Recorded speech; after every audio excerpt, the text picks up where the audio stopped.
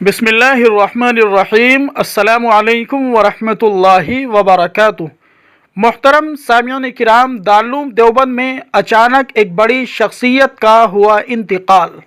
دیوبند میں بڑے بڑے علماء کی آنکھیں ہوئی اشک بار، اچانک طلباء ہوئے غم سے نڈھال۔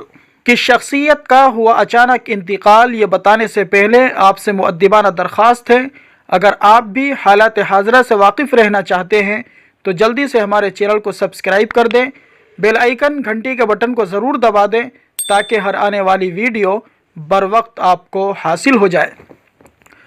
محترم سامعین کرام، دارالعلوم دیوبند کے استاذ اور سابق ناظم تعلیمات حضرت مولانا محمد احمد صاحب فیض آبادی رب کے حضور پیش ہو گئے۔ انا للہ و انا الیہ راجعون۔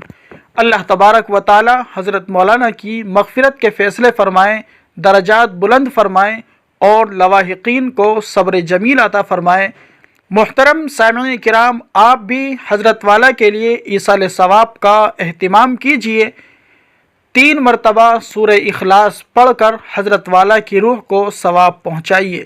اللہ تبارک و تعالی دارالعلوم کے تمام اساتذہ کی، تمام طلباء کی، تمام معاونین کی، ملازمین کی حفاظت فرمائیں۔